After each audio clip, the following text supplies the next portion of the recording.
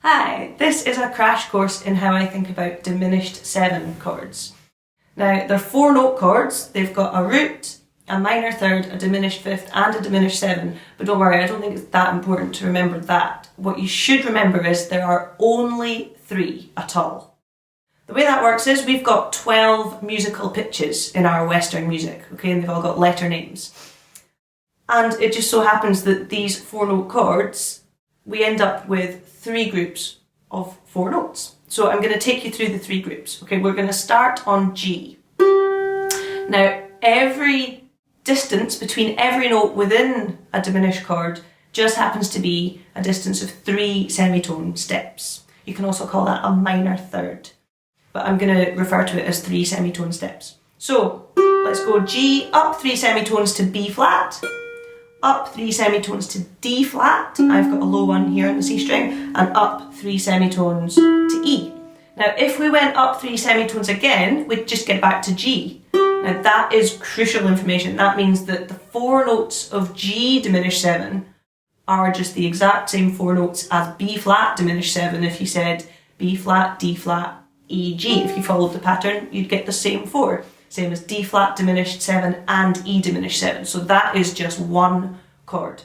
And to me, it's the green one. Okay, I can't overstate how useful I've found it to colour code these 3 diminished chords.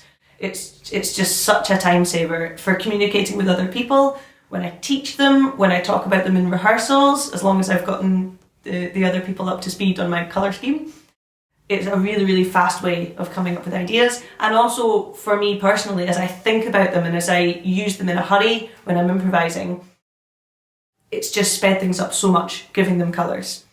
So that's the green one, okay? G, B flat, D flat, E. Let's move up a semitone to a new starting point and find another group of 4. So we're going to start on G sharp. Now we're going to go up 3 semitones to B, and I've got really, really nice shapes. I'll talk about the shapes on the ukulele later on, but they're really comfy shapes. G sharp, up to B, up to D, and up to F. A step of 3 semitones each time. And obviously if you carried on the pattern, you'd get back to G sharp. That is the red one. And finally, we've only got 4 notes left in our music. So if you go up a semitone, you'll land on A, that's one that we've not used yet, and stack up 3 semitones at a time. A, up to C, up to E flat, I've got a low one, and finally up to G flat. That's the yellow one. Okay? So we've got this shape, the first one I did, the green one, that is open string and then fret 1, and then open string and then fret 1, and then you just shift that idea up a fret, which means the red one is fret 1, fret 2, fret 1, fret 2. The yellow one is fret 2, fret 3, fret 2, fret 3. Now if you just go up again, you get back to the green one, just in a higher voicing.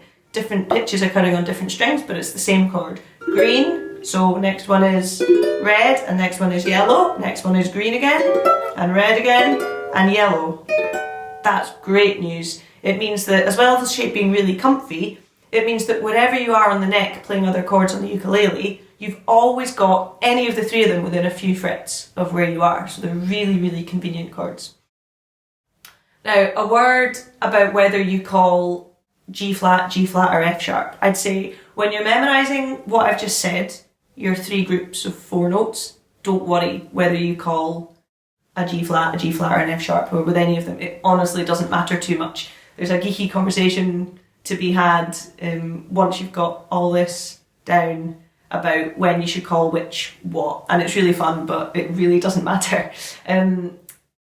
It does sort of help out a little bit. If you're in a key that's got sharps, think of those notes as sharps, and if you're in a key that's got flats, maybe think of them as flats.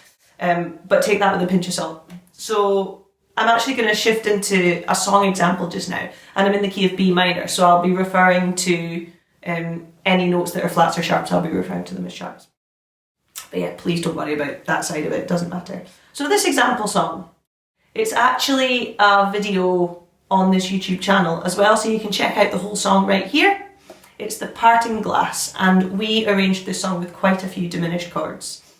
So I'm going to give you an example from the second verse. Let me just think. And since it falls into my lot, Oops, we'll do this bit. That I should rise and you should not. So I'll tell you exactly how we came to that arrangement. Okay, we started on E minor 7, which is just barring fret 7. So that would be a chord that we'd have chosen anyway at that moment. Now we move on to the green diminished chord up the neck. The reason we chose it there is at that moment, the song pitch is on one of the notes of the green group.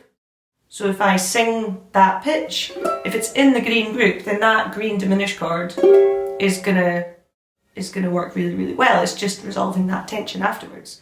Now, the next moment that I wanted a chord change, the note that I'm singing is in the yellow group, and it just so happened that we got back-to-back diminished chords here. It just suited the song really nicely.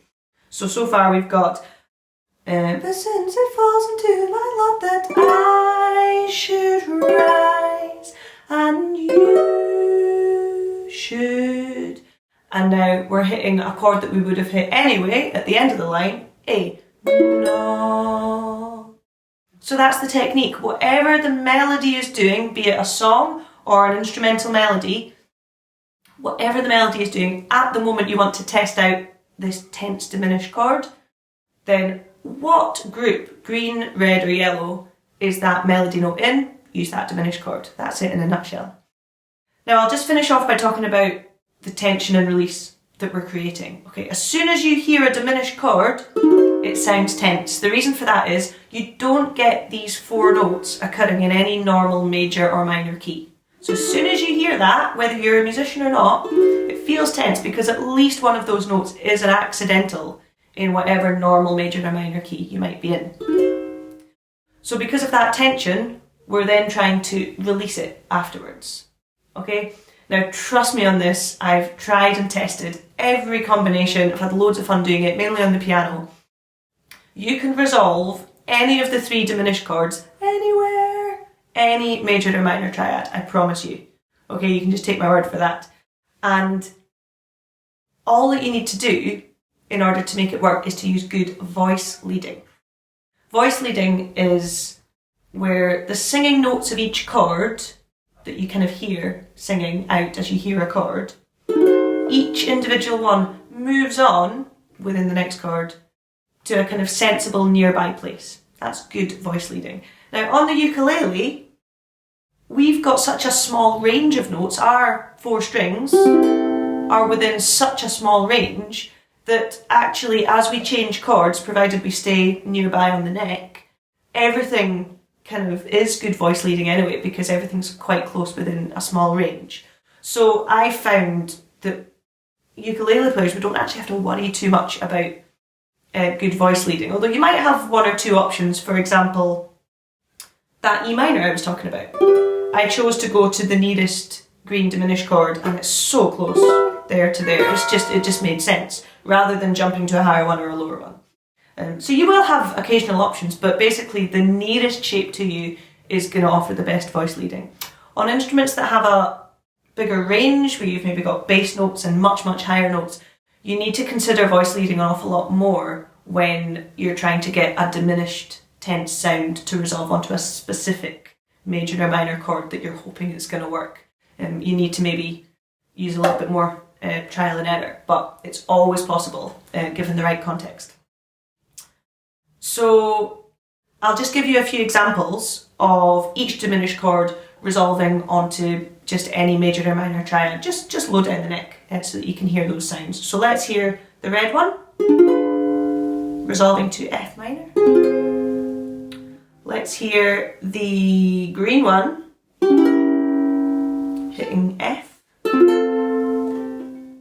And finally, what have I not used yet? The yellow one to D minor. So they always work. Sorry, my tuning's a little bit off, but they always give you that tension followed by release. So don't be afraid of them, basically. If you've got any questions directly about the things that I've spoken about in the video, please send a wee comment below. And if you've got any requests for other theory chat on this YouTube channel. Please subscribe as well as commenting, because then you will obviously be kept up to date with any new videos that we're putting out there if you click we subscribe. And check out our other ukulele play-alongs. Okay, cheers!